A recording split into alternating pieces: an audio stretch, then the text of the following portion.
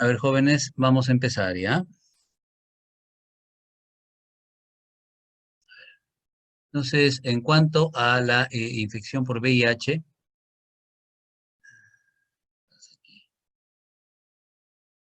no sé si está siendo visible para todos. Sí, doctor. Sí, doctor. Ya, lo que esto me está fastidiando acá. Ya. Ay, a ver, un ratito. Igual fastidia esto.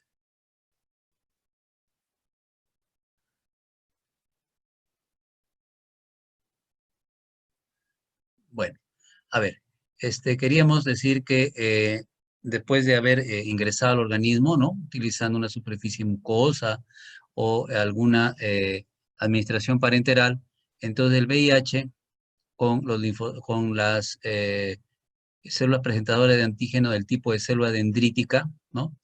Va a llegar hasta los nodos linfáticos. Y en el caso de nodo linfático, entonces lo que va a suceder es que VIH va a ser presentado por esta célula presentadora de antígeno, en este caso célula dendrítica, mediante los complejos de histocompatibilidad correspondientes a los CD4 o a los CD8.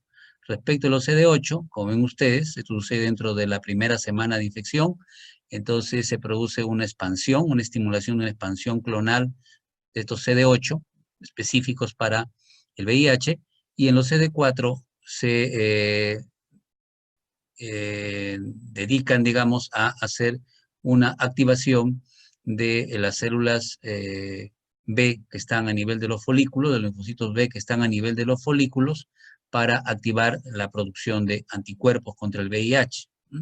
Esto no quita además de que por la vía eferente del vaso linfático que sale del ganglio, se produzca ya el proceso de invasión sistémica, ¿no? Dirigiéndose, entre otros sitios, a los tejidos linfoides que se ubican sobre todo en el tubo digestivo, en el intestino, donde hay una respuesta muy importante a el VIH.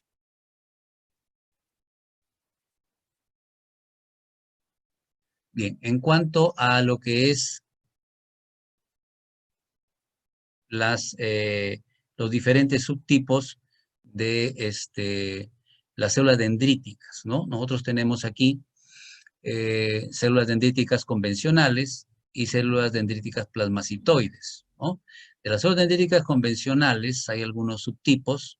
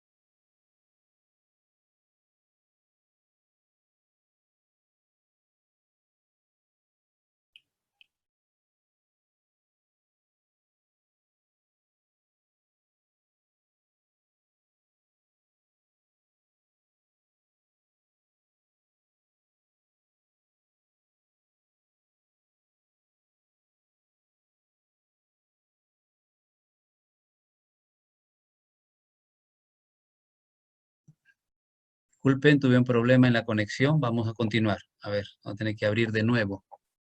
Un ratito.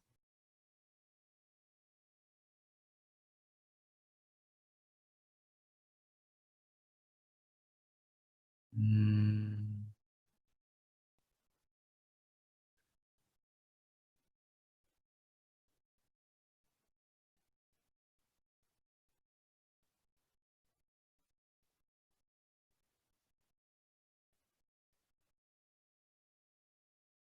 A ver, ¿me están escuchando, jóvenes? Sí, doctor. Ya, Sí, disculpe, doctor.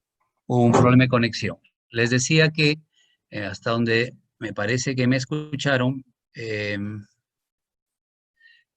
había células dendríticas en diferentes sitios, dos tipos principales y ubicadas en diferentes sitios, y que de las células dendríticas de la epidermis, ¿no? Las de Langerhans y las dermales, habían o poseían estas receptores para el VIH, ¿no? Una proteína que se llama de Langerin, ¿no? Y el DCSI, lo que es la célula dermal. Entonces, ¿qué funciones tienen estos respecto al VIH? La proteína de Langerin sirve para internalizar al VIH y luego va a producir una degradación de los mismos, mientras que el DCSI se une al VIH, ¿no? Y no lo va a destruir, en realidad lo puede transferir a los linfocitos T, ¿no? Y puede hacer que salga del VIH desde los nodos linfáticos. Entonces es importante en cuanto a estos dos subtipos de proteínas que hay que diferenciar en las células dendríticas, en las células dendríticas. Hay algunos otros tipos de receptores, digamos, proteicos, que no tienen una función muy conocida, y en la célula plasmacitoide también una proteína de recepción, fuera de ello, respecto al VIH, estas células plasmacitoides se encargan de producir interferón de tipo 1, de inducir a las células reguladoras, ¿no? A la expresión de algunos receptores y de reclutar las células T hacia los sitios de infección de VIH, ¿no? Más o menos es el papel de las células plasmacitoides. Estas células dendríticas tienen receptores de tipo TOL, ¿no? Que son diferentes. Saben ustedes que estos receptores son proteínas de superficie que sirven para reconocer algunos antígenos. Producen citoquinas, ¿no? Es en común tanto las plasmacitoides como las convencionales, las células dendríticas, producen TNF, ¿no? Y producen interleucina 6. Esas son las comunes. Hay otras citocinas o interferón de por medio, pero lo común más o menos es eso, ¿no? Entonces, la función fundamental de las células convencionales dendríticas es la presentación, pues, del antígeno específico a las células TCD4, TCD8, a las células B, ¿no? Y un poco de activación de natural killer. Mientras que las células plasmacitoides se van a encargar de la inducción de las células T reguladoras, de las células plasmáticas y la activación mediante interferón de las natural killers, ¿no? Entonces, durante la infección con VIH hay una tendencia a una disminución, ¿no? De la presencia de estas células en la sangre periférica y algo similar sucede con las células plasmacitoides. Es parte de la patogenia que les pedíamos un poco a ustedes para la semana pasada. A ver, perdón. Entonces, ¿qué tenemos aquí? Lamentablemente, no, a ver, voy a comenzar a mover esto, ¿ya? Porque esto está que me fastidia un poco. A ver, vamos a mover ahí. No sé por qué no lo puedo, quiero desaparecerlo, pero no puedo. Vamos a ver.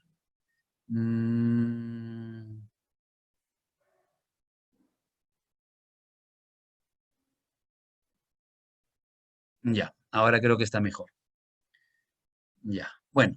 Entonces, ahora se ve toda la diapositiva, chicos, disculpen. Sí, doctor. Sí, doctor. Ya, ya. Bien, entonces decíamos que acá está el, otra vez apareció este.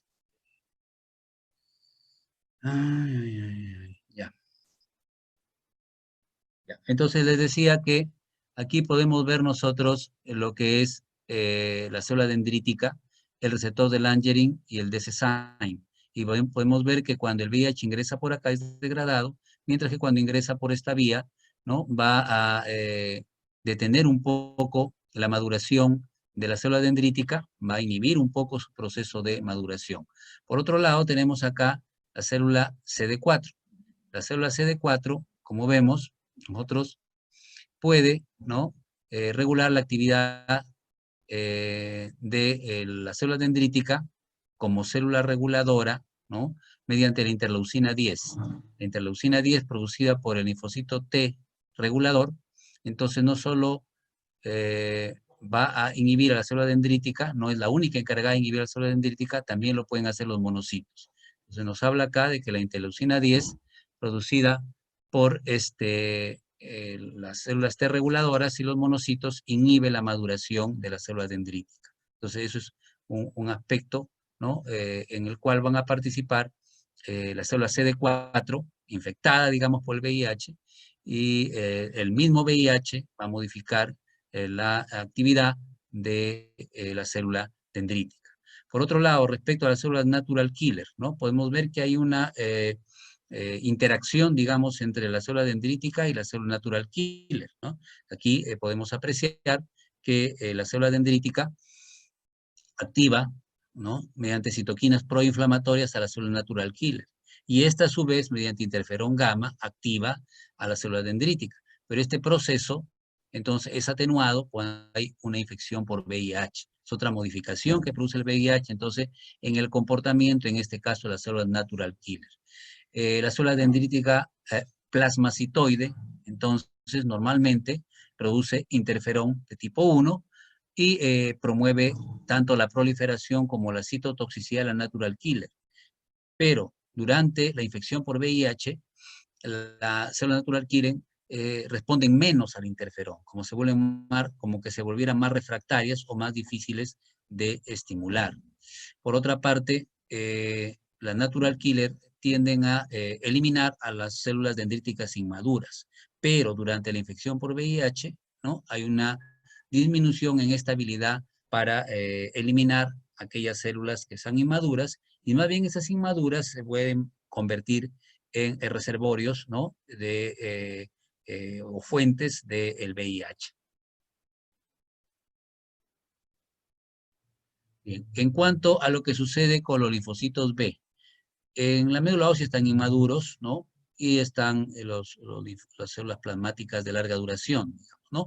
Estos linfocitos B inmaduros, entonces, van a ir a un estado transicional, ¿no? De linfocitos B transicionales, y en ese estado pueden empezar a incrementarse. Entonces, curiosamente, mientras que los linfocitos T van cayendo, los linfocitos B pueden ir aumentando, ¿no? Pero son células B inmaduras en estado transicional, entonces no son todo lo eficaces que nosotros quisiéramos. Entonces hay un incremento que está asociado con la linfopenia de los linfocitos T, un aumento de los B y una disminución de los T. Cuando ya se han vuelto células B maduras, ¿no? Entonces pueden convertirse en células plasmáticas, pero hay un acortamiento pues en el tiempo de vida de estas células plasmáticas. Eso también está asociado con un incremento en la viremia por VIH.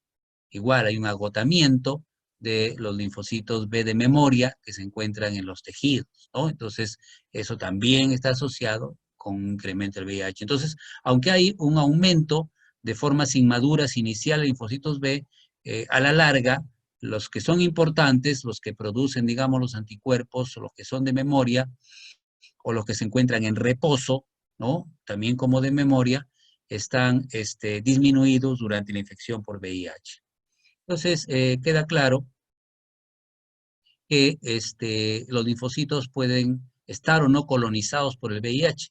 Cuando están colonizados, en estado de reposo, se explicó inclusive por algunos de sus compañeros de que aumenta la actividad del factor nuclear kappa de tipo beta, aumentan los procesos de transcripción, y esto favorece al VIH haciendo que su replicación viral se incremente.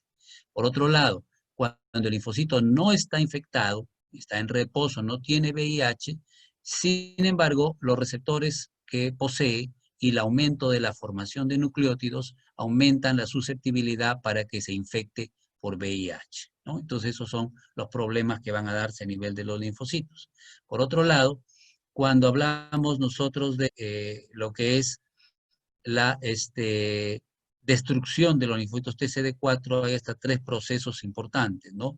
Uno es la citólisis que le van a generar los CD8, ¿no? Hemos dicho de que cuando el linfocito TCD4 se infecta, pues el CD8 lo reconoce como que está dañado y expresa pues perforinas, ¿no? Y lo destruye. Esa es una respuesta CD8 citotóxica.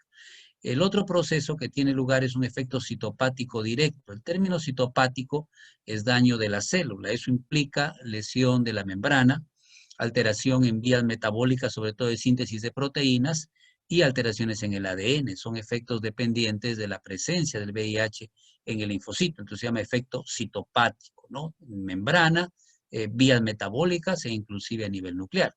Y finalmente hay un proceso apoptótico que tiene características particulares y que lo vamos a comentar con la siguiente diapositiva. A ver un ratito. Este proceso apoptótico particular,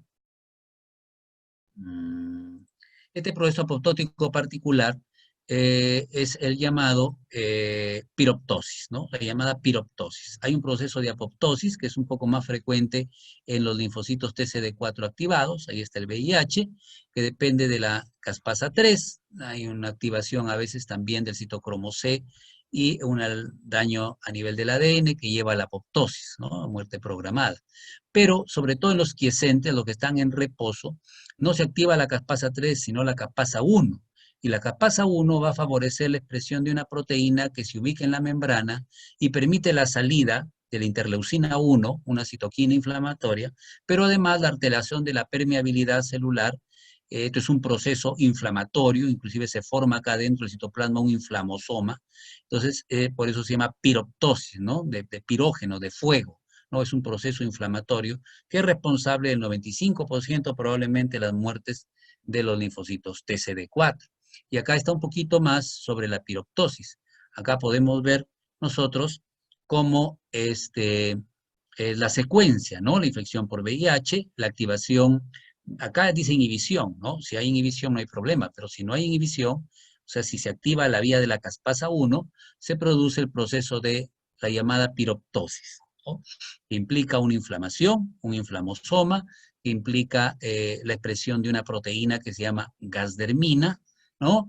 Y la liberación de citoquinas, sobre todo la interleucina 1, ¿no? Entonces hay una inflamación que es seguida por el reclutamiento de CD4 nuevos, saludables, ¿no? Que son infectados y sigue el círculo vicioso, y acá dice por eso ciclo patogénico del VIH, ¿cierto? Entonces, acá tenemos nosotros lo que sucede. Hay una activación, dijimos, de la procaspasa 1, se forma la caspasa 1, la cual tiene funciones de clivaje. El término clivaje quiere decir corte, ¿no? Va a cortar a una prointerleucina 1, beta, y lo va a convertir en interleucina 1 beta madura, ¿no? De lo que era inmadura lo va a convertir en madura. Y luego tiene que dejarla salir. Y para dejarla salir, actúa también sobre la llamada gasdermina D, ¿no? Entonces, esta gasdermina D tenía un componente que no era funcional, por acción de la caspasa se corta, se libera el componente C y queda la gasdermina D libre para expresar, ¿no? Expresar poros en la superficie de la membrana, que le permiten salir a la interleucina, pero también podrían modificar la permeabilidad del linfocito. Además, como hemos dicho, hay un proceso inflamatorio por medio, y todo esto se llama piroptosis, ¿no? Piroptosis es una forma de apoptosis especial de los linfocitos TCD4 infectados por VIH. Bueno, y esto lo pasamos brevemente, no nos vaya a ganar el tiempo. Ya todos sabemos que TCD4, ¿no? Digamos, naciente, puede diferenciarse hasta en 4 importantes. Ahí está el 17, el 1, el 2 y el regulador, ¿no? Con las funciones y las citoquinas correspondientes.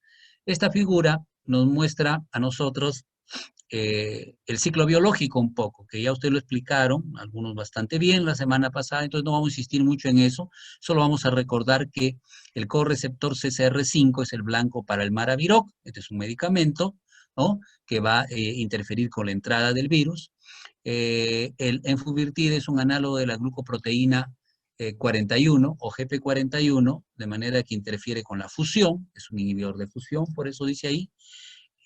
Luego, una vez que ya está dentro, nosotros recordamos que hay dos tipos de inhibidores de la transcriptasa inversa, ¿no? Los inhibidores nucleósidos y nucleótidos, por ejemplo, tenofovir es un nucleótido porque tiene fosfato, pero este fosfato lo va a perder para luego volver a trifosforilarse, como vamos a recordar en un momento. En todo caso, nucleósidos, nucleótidos análogos de timidina, de citidina, de adenosina, ¿no? Van a actuar inhibiendo la transcriptasa de manera competitiva, mientras que los no nucleósidos, ¿no? Van a inhibir también a la transcriptasa, pero de manera moduladora alostérica negativa. Eso lo vamos a comentar, breve explicación más adelante, ¿no? Entonces no son iguales los mecanismos de acción sobre la misma enzima. Luego tenemos a los inhibidores de integrasa, que se consideran fuera de estos dos, que además no los usamos mucho porque son caros, un poco escasos en nuestro país, son estos de acá, decíamos, los inhibidores de integrasa son los más potentes antirretrovirales de los cuales disponemos, ¿ya? Que se están usando, sobre todo en pacientes pediátricos, muy importante, vamos a decirlo más adelante por qué. Y el primer lugar en potencia. El segundo lugar lo ocupan los inhibidores de proteasa. ¿Ah? Entonces, estos son los más potentes. En segundo lugar, los inhibidores de proteasa. Ya todos sabemos que los inhibidores de proteasa hacen clivaje. Clivaje es corte de las poliproteínas inmaduras, GAG, POL, EM, ¿no? O sea, codificadas por esos genes, para formar, pues, las enzimas, las proteínas de la cápside, las glucoproteínas y dar un virión maduro, pues, ¿no? Entonces, se necesita cortar.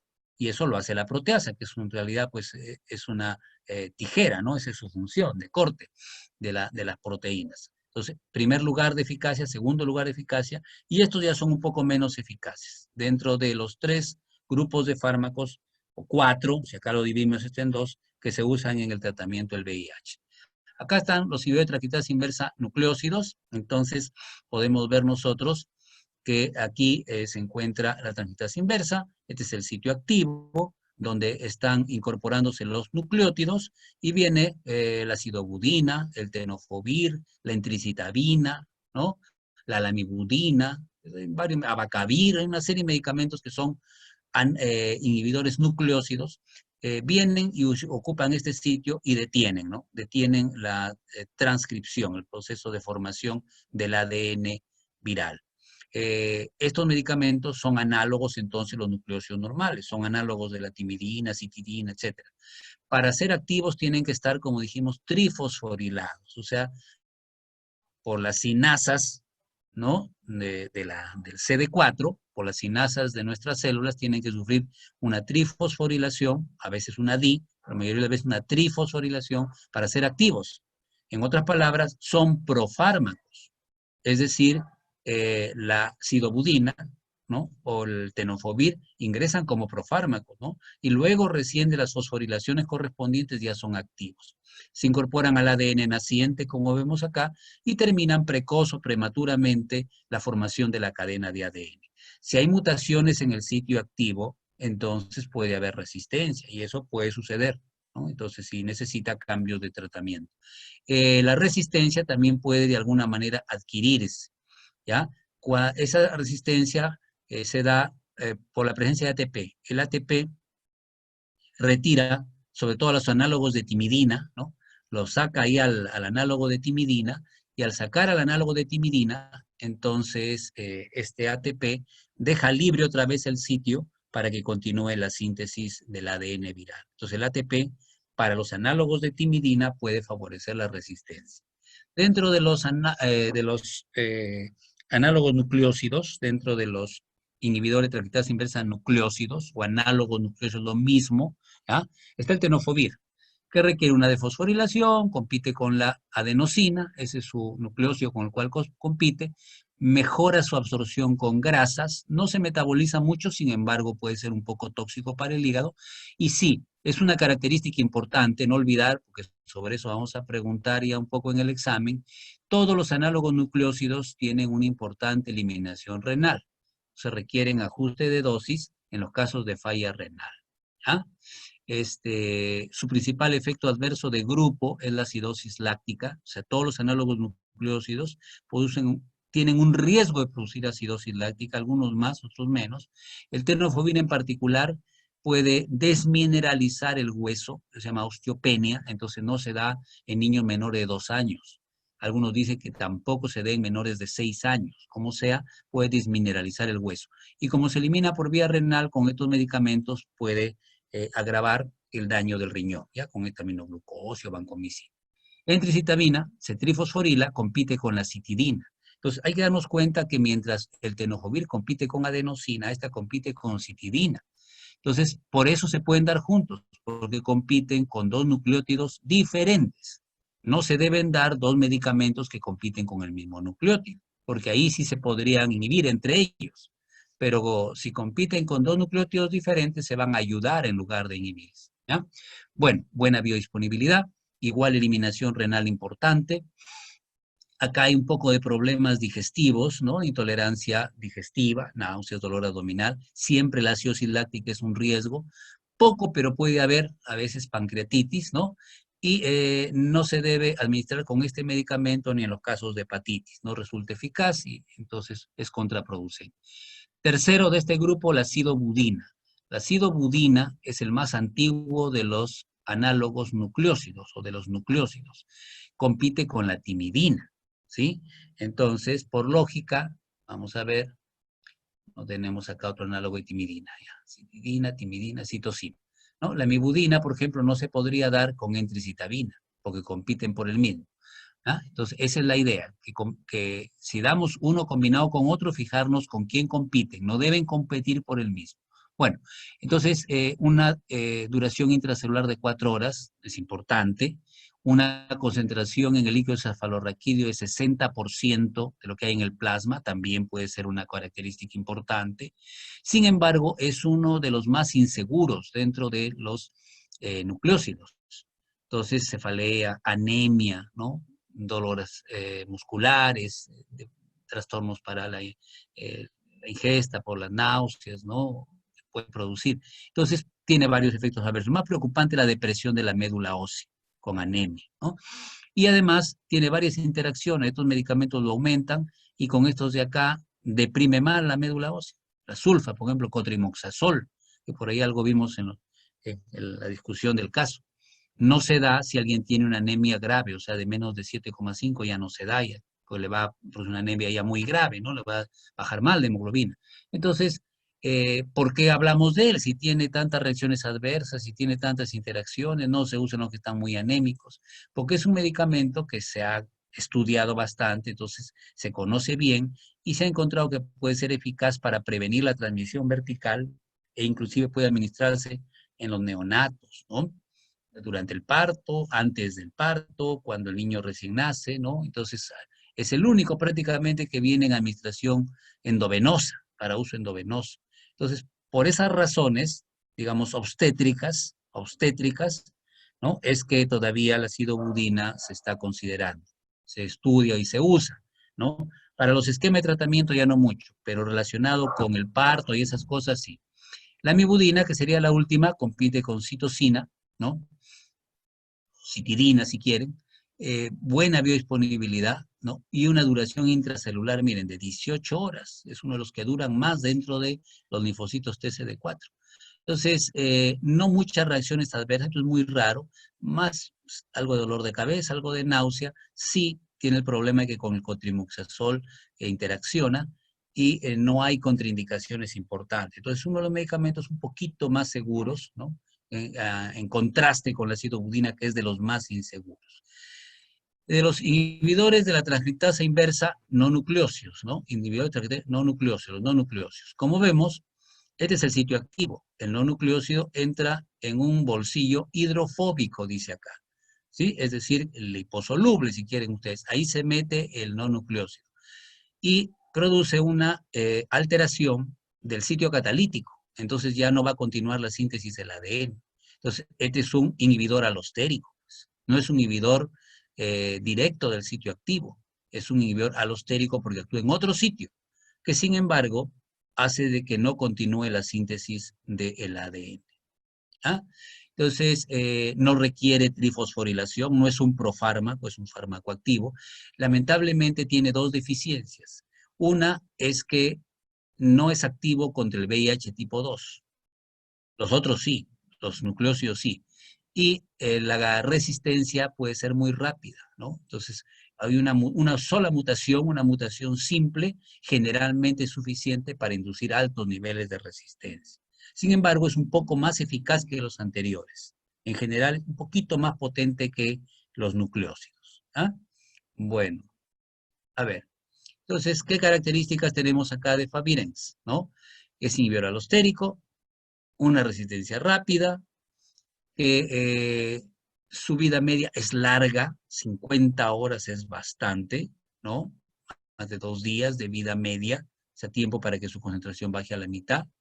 Después, sus reacciones adversas más importantes de él y de todo su grupo, otros fármacos de este grupo son la de la virdina, la nevirapina.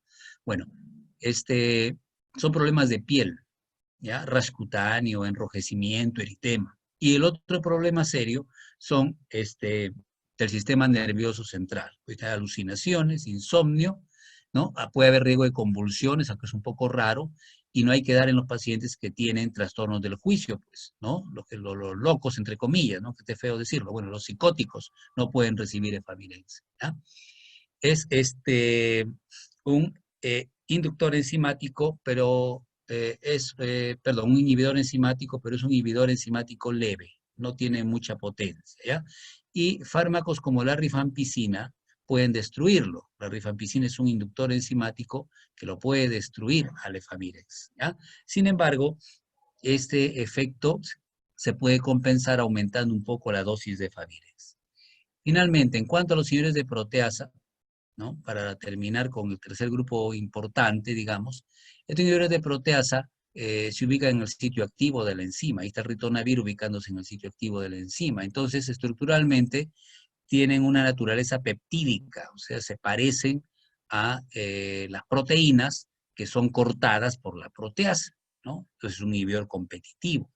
El lopinavir es el representante que usamos más, es el más utilizado, pero hay otros, como vamos a mencionar brevemente. Entonces, es un análogo peptídico que inhibe la proteasa y evita el corte de las poliproteínas, ¿no? No las deja madurar al VIH. La biodisponibilidad es intermedia, no es tan buena, porque al ser una sustancia peptídica puede ser destruido en el tubo digestivo y hasta en la sangre o en algunos tejidos. Las enzimas que tengan efecto proteolítico lo pueden destruir. Entonces, para evitar ese efecto proteolítico, el lopinavir se combina con ritonavir y se dan los dos juntos, en proporción de 4:1.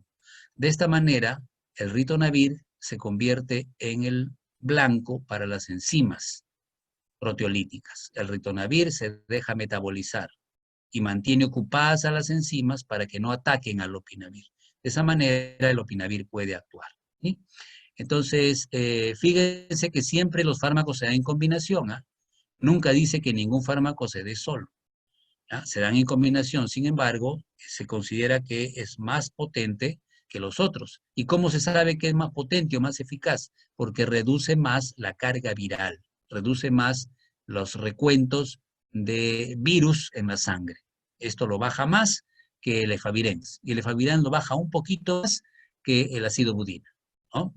Y raltegravir, que es un inhibidor de proteasa, lo baja más que el lopinavir. Entonces, así se determina cuál es mejor que quién.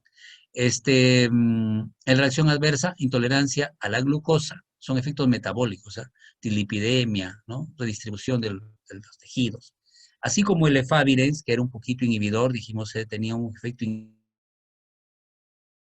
inhibidor enzimático, pero la rifampicina lo destruye. Igual sucede con el lopinavir, pero este es un inhibidor enzimático potente, inhibidor del CYP3A4 potente. Entonces, si tú le das lopinavir con midazolam, se va a quedar muy dormido. Si tú le das lopinavir con ergotamina, le va a aumentar la presión arterial. Entonces, estos fármacos y otros más, hemos puesto aquí algunos importantes, aumentan cuando se dan con lopinavir, porque el lopinavir inhibe al citocromo que los metaboliza. La rifampicina, en cambio, es un inductor enzimático. Si das rifampicina con lopinavir, este va a desaparecer. porque la rifampicina va a aumentar un montón las enzimas que metabolizan al lopinavir. Entonces no se debe dar rifampicina con lopinavir.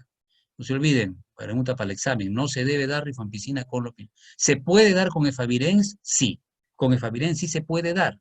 ¿Y qué se hace? Como también lo va a destruir un poco, aumentas pues la dosis de efavirenz para compensar este problema. Pero aquí no. Aquí o le das lopinavir o le das rifampicina. Si no, tienes que cambiar esto, lo cambiarás pues por raltegravir, inhibidor de integrasa, o lo cambias esto por otro medicamento para la tuberculosis. ¿Ya? Bueno, se dan combinados para protegerse. Los estadios clínicos no lo vamos a leer, ya ustedes más o menos lo conocen. El esquema de tratamiento del Targa Perú, que es tenofovir, entricitabina, efavirenz, para los pacientes nuevos que recién ingresan. Todos vienen en una sola pastilla para tomarse por la noche y así garantizar que va a cumplir. No hay tratamientos únicos, son tratamientos combinados de por lo menos 3 fármacos. Alternativa puede ir en lugar de la entricitabina a la lamivudina. En niños se usa un poco más el abacavir, más que el tenofovir, porque produce problemas óseos. Se usa abacavir un poco más. Con la lamivudina podría ser. Efavirenz, si el niño no tiene menos de 3 años. Si tiene menos de 3 años no se puede dar efavirenz. ¿Ya? Hay que buscar otro medicamento. ¿Ya? Puede ser un inhibidor de proteasa, puede ser un inhibidor de integrasa. ¿Por qué en los niños se prefieren más los de proteasa o de integrasa? Porque son más potentes y los niños tienen su inmunidad en desarrollo. Entonces un niño, mientras más pequeñito sea, más grave va a ser el VIH. Mientras más pequeño el niño que tiene VIH, más grave es el VIH. Entonces el tratamiento no se hace con efavirenz, no solo porque está contraindicado en menores de 3 años, sino porque queremos algo más potente. Y el más potente para el niño sería abacavir, lamivudina, más raltegravir, ¿no es cierto? O más lopinavir, ritonavir, por ejemplo. ¿Ya? Acá algunas de las combinaciones, ahí está, tenofovir, entricitabina, se puede dar con efavirenz, ¿ya? Pero si yo quiero más potencia, le doy tenofovir, entricitabina, más inhibidores de proteasa, atazanavir, ritonavir, por ejemplo, ¿no?